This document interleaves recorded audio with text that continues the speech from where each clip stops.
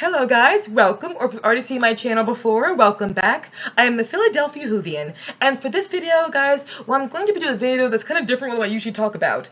This one I'm going to be talking about the Hobbit movies. Now guys, usually with the Hobbit movies, they're regarded, well I'll be honest with you, the Hobbit trilogy, film trilogy, overall, let's be honest, it's described as being absolute crap. And that's the consensus of a lot of people, especially here on the internet. It's complete crap. And that's how we think mostly. Where we deal in extremes where either something is absolutely perfect or it's absolute crap. And I'm asking to find something in between here.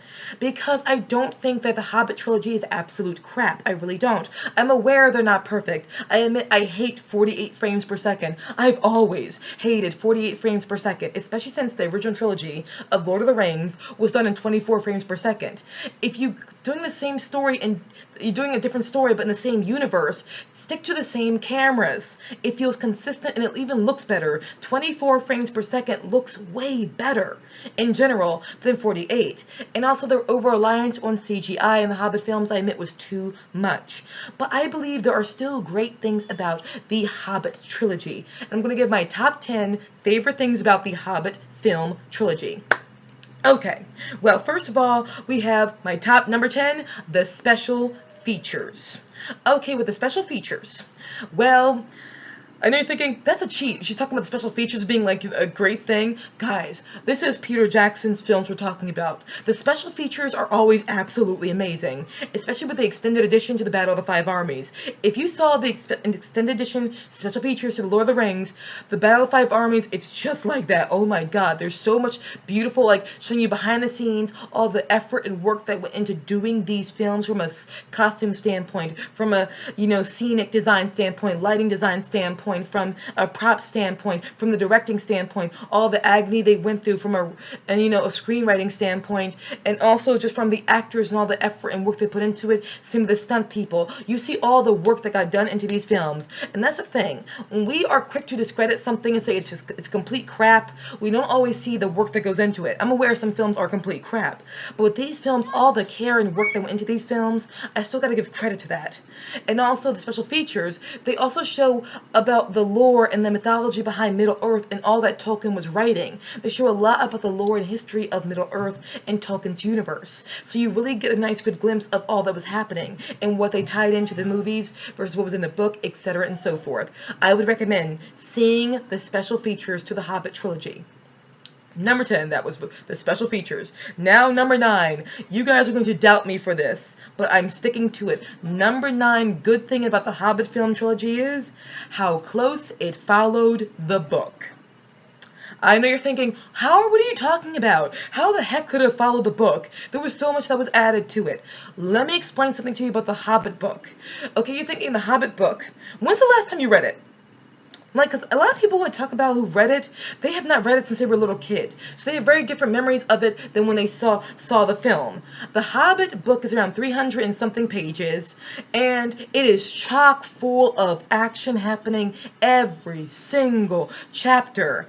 Okay, go back and read Lord of the Rings versus The Hobbit. I'm going to be very honest with you, and this is not me offending Tolkien, but when he wrote Lord of the Rings, he wrote it not knowing fully where the story was headed. That's why, especially in the Fellowship of the Ring, it reads very episodically. We're going from one situation, then the story sits there and gives you all this exposition. We go to the next chapter, the story sits and gives you all this exposition. I'm not attacking Tolkien. Tolkien knew this. When he wrote Fellowship of the Ring, he wrote it not knowing where his story was headed. So there's a lot of times of the story sitting down and talking about the plot, or the scenic design, or the landscape, or just, again, architectural structure. There's a lot of description in the Lord of the Rings that's not in the Hobbit. The Hobbit is Tolkien. When he wrote the Hobbit, he knew his story. So he went from action sequence to action sequence to important moment to important moment. He stayed what I call on task.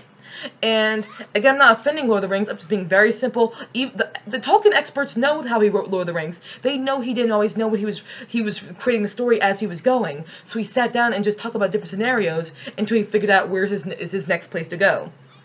That's what he did. And also, if you do them, I've done a lot of research, and the best I come up with, all the things I've done in consensus, is actually to show you how on task Tolkien was with The Hobbit. Bilbo's journey is around 15 days shorter than Frodo's journey. That's it. Bilbo's journey is actually not that much at all shorter than Frodo's. It was just that Tolkien just went from major big sequence to big sequence to major big sequence. He got Bilbo out of the Shire quickly. Frodo was in the Shire for a lot longer time. That sort of thing happened. But also, you had things like what they included in the Hobbit films was Gandalf, his side adventure that we don't get in the Hobbit book per se. But then we get in a noted stuff that we get, or when Tolkien filled the blanks in later, we find out what Gandalf was in fact doing. But here's the thing, if Peter Jackson, Fran Walsh, and Philippa had stuck to that, and they never showed us what Gandalf was doing, that's just bad storytelling when it comes to film.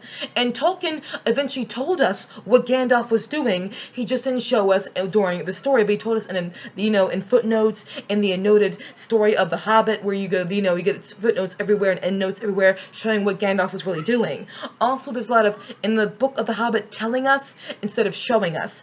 But that's not Tolkien's fault. Of course, sometimes you have to tell people, like, the history behind Thor and Oakenshield and his father and his grandfather, and about the history of that, or that goblin, or about Dale, or about Lake Town, etc. and so forth. You have to tell the history and you give the information, but you can't do that on film. You have to show people what's happening. You just do. It's called show, don't tell. That's what you usually are supposed to be doing in film. Peter Jackson would show you the history that was happening instead of just telling you that it happened to fill in blanks. You have to do that with film.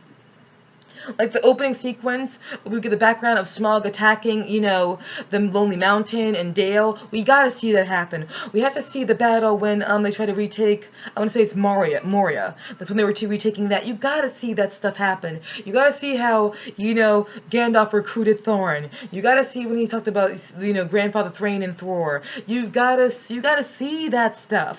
You have to. And it was important to see what Gandalf was doing. A lot of that stuff that happened in the Hobbit films that was in the book still happened in Middle-earth. We just didn't see it happen, but we were told it happened by Tolkien himself. He would fill in blanks. He totally did. He totally did. So there was that. It just was.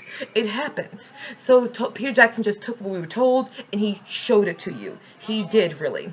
And also, when people say that sometimes the story would stray away from Bilbo and would show you what other characters were doing, Tolkien did that sometimes himself, where with the Battle of the Five Armies, Bilbo wasn't taking place in much of it.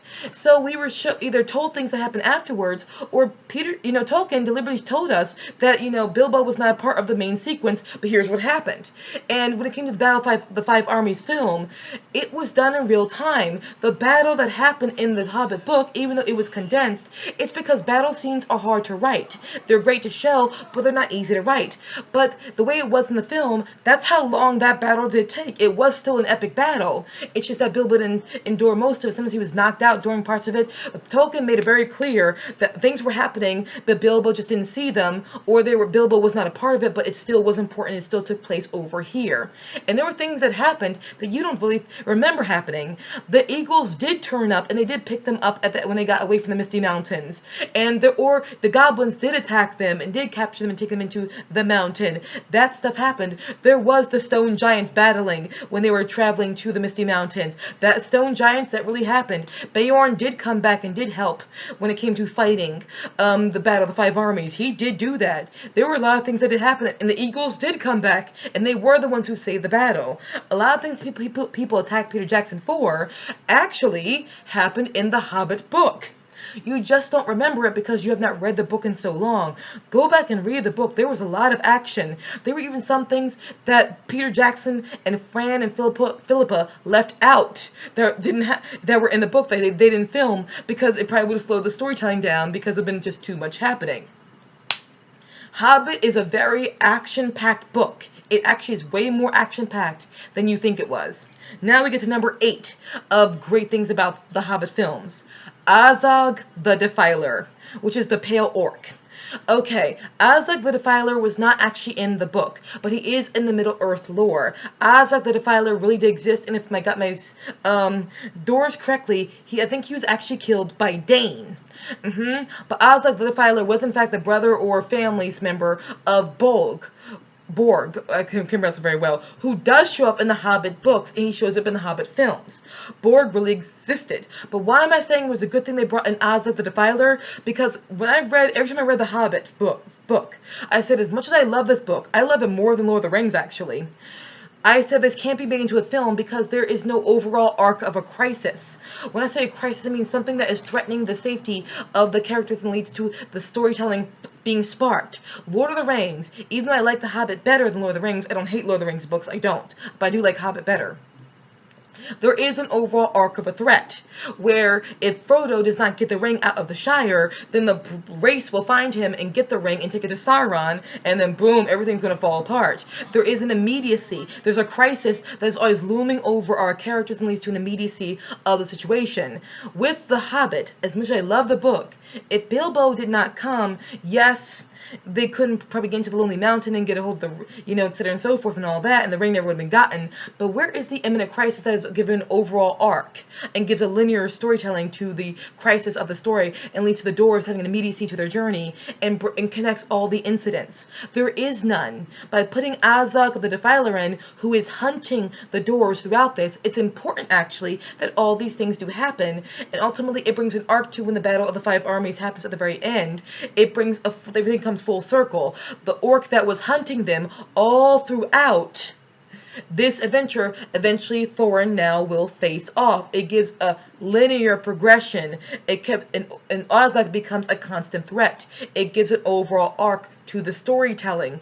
That does help storytelling.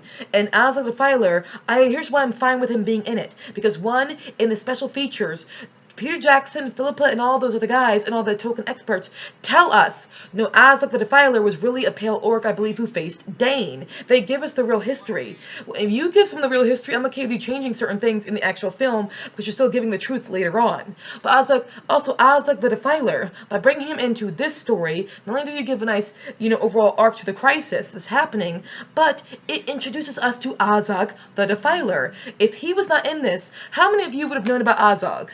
How many of you would have known about the Pale Orc? Not many of you would have known about him, because he doesn't be presented in The Hobbit and Lord of the Rings, but he was a big heavy hitter when it came to an orc, who terrorized the dwarves. He really was. Bringing him here, we are now knowledgeable about him, and then you can go and read him later on. I think it was actually a good idea to keep him in the storytelling. I like how he looked, but I didn't like that he was always be CGI. I'm like, just dress up someone as an orc. Or I could be wrong, maybe he wasn't CGI, but he looked like it. God, he looked like it. He looked like it so much. Yes, but I do like the design of him. I just don't like the way he didn't look real sometimes. But I do like that he was brought in. Then we get number 7, the depth of Bard. Bard is, the bowman who we meet in Desolation of Smaug. I don't know how to pronounce it really well. But Bard is such a good character. But in the book, because of the way it's done, even though he's good in the book, we don't get to know him as well. But in the films, he's really drawn out. He's really given a lot of substance. You meet him, his family, and he's brought in a very organic fashion, and I like that. He was very good. I'm very happy with what they did with his character, and Luke Evans was a good casting choice for him, very much so. So I like Bard. End of story. Number 6, a good thing about the Hobbit films, the depiction of the dwarves. Okay. The dwarves in The Hobbit, they are very, it makes you understand why Beorn does not like dwarves. Because he's like, they're greedy, and they're blind to the needs of others who they deem lesser than their own. And I see why Beorn is not crazy about dwarves in the Hobbit books, because they are very, by God, they're crumbly, they're groaning all the time, they're ungrateful sometimes, they are just not likables a lot of the times. They're not like Gimli. Gimli is very likable. These dwarves, not always. Some dwarves have some very good moments in the books, but what Peter Jackson did in the films, he made them more likable. There are some dwarves I wish they were given more screen time in the films, but overall I really did like a lot of the dwarves. And when they did things I didn't like, it was upsetting, but I still did like certain parts of them. Peter Jackson, Philippa, and Fran made them more likable. And sometimes they were likable in the books, but sometimes I was like, well, you guys are very unpleasant company. And I understand why they were unpleasant sometimes, because they were in uncomfortable situations and all that such and what. Very good, they were. I understand why they got annoyed sometimes, but they just weren't likable sometimes. Ugh. Okay, then we have number 5, and I'm going to get a lot of hate from this one, the creation of Tariel. Okay, guys, before you point your daggers at me, please understand, guys, if you do not like the love triangle that happened there between she, Legolas, and Killy, fine. I'm not arguing that. Whether you like it or don't, that's not what I'm arguing. I'm just arguing about Tariel, the creation of her in general. I like Tariel. Also, she really presented the way the Mirkwood elves would have been. They were not of this elite stature as the Rivendell or Lothlorien elves. They felt more humanized. And Tariel feels more like a human elf. She's elfish still, but she has some human qualities to her. And she's very curious about the outside world. She looks different. I think Evangeline Lilly played her very well. And honestly, I'll be very honest with you guys. While I love Arwen and Galadriel, and I like Galadriel a lot, and I love how Cate Blanchett plays her, and I like how Arwen is played by Liv Tyler, but honestly, guys, first of all, I think Evangeline Lilly is gorgeous, but also, I could talk to her for a longer time. I don't think if I were to talk to Arwen for a while, I think I would get very bored and think a very tedious conversation. Tariel feels more real, so I feel like I could talk to her without getting annoyed for a very long time. I see why Killy would be taken with her. You don't like the love triangle there, I get it. If you like it, it's cool. I'm just talking about the creation of her in the story to begin with. I did like her inclusion. And understand, this is coming at a time, and people say, oh, she's not in the book, so she's terrible. Okay, Tolkien was still going through a time where he was still learning how to write female characters. There were like no females in the Hobbit book at all, and I liked seeing one. And it's not me, as I don't usually I'm not all about putting feminist propaganda or agenda in there. I'm not, but I did like seeing a female. This is coming from someone who's okay with male dominated storytelling sometimes. I like seeing women dominated stuff too, and I'm not all about them injecting feminist propaganda or agenda into stories. I'm not, but overall. Oh, that's my cat right there. That's Star. He's awesome. But I did like seeing Tariel. I just did. I like the way she was played. Okay, now number 4, another controversial subject, the inclusion of Legolas. And again, people are like, Legolas is not in the book, so by God, he's terrible. Okay, guys, go back and read the Hobbit book. None of the elves were given names. So is it hard for you to imagine that Legolas was probably one of these unnamed elves who were in the background, but we never got a chance to get to know them, but they did, of course, have names. Also, to have a force that imprisons your heroes and never know any of their names on film, that is death. That is not good. But you gotta feel that the threat has to be given a name. And also, to help you also understand this, when Tolkien wrote Lord of the Hobbit, it's simply that Legolas was not invented yet. Then he wrote Lord of the Rings and he invented Legolas, but here's the thing. In the Lord of the Rings, that's when we find out that Thranduil was the Elven King who arrested the Hobbits in The Hobbit. It wasn't until we met Legolas we found out that Thranduil, Legolas's father, was the Elven King in The Hobbit.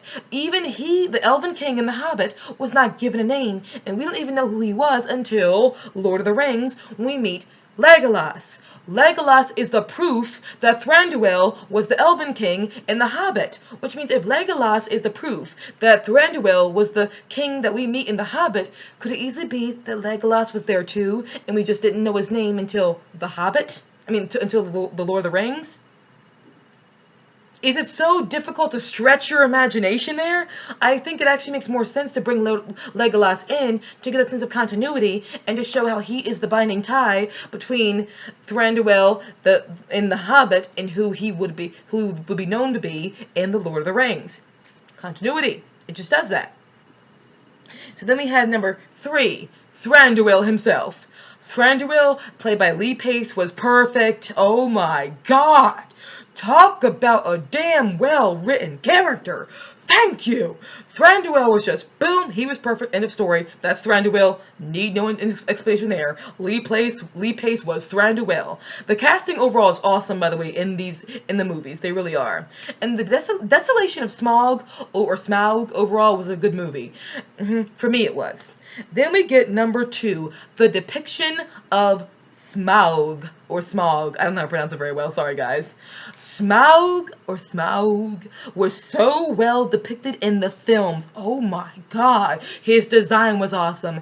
Benedict played him very well, and we were given more time with him and the dwarves and Bilbo. He was more fleshed out. In the book, he has a few words with Bilbo, then he goes off. And he tries to terrorize the side of the mountain, and he goes off and he attacks the lake town. We don't see him very much. We really don't. We get through all this building up to seeing Smaug the dragon, or Smaug the dragon, and then he's in it for a little bit, then boom, he's gone. He's gone. He's just gone. And then he goes up and tries to find the doors inside the mountain, doesn't do it, and then they're stuck in there for days. Like Bilbo and the doors are stuck in the lonely mountain just there for God knows how long. And then he goes up and attacks Lake Town. That's what Smaug does, and he gets shot down by Bard. We don't get much time with Smaug in the book, but we get more time with him in the films. I think that was a very good thing to do. And then, number one, my favorite thing about the Hobbit films is Bilbo Baggins himself. Whoa! Played by Martin Freeman, and again, also played by Ian Holmes. And I think both Ian and Martin do a damn good job playing Bilbo Baggins. But the way that Fran, Philippa, and Peter wrote Bilbo was perfect. I loved how Bilbo was in the films. He was a great hero, and I very much enjoyed him a lot. So guys, those are my top 10 great things about the Hobbit films. Again, I know a lot of people hate it and label it very bad, but I dare you to look again. There are good things about the movies. Are they perfect? No, they're not. There's some flaws here and there, but overall there's a lot of darn good things about the film, and I can't ignore it just because there are things about them that are not perfect either. That's just the way it's going to go with me. And there was a lot that was taken from, the unnoted part of The Hobbit. They give you footnotes, and, or the appendices. Peter Jackson and Fran and Philippa looked on, and Guillermo del Toro a bit too, did all they could and all this stuff and put it together. And Peter Jackson, understand, he came into this without not enough pre-production. And you got to do a lot more pre-production to make it a perfect film. But for what he did have time for, he did not do a bad job.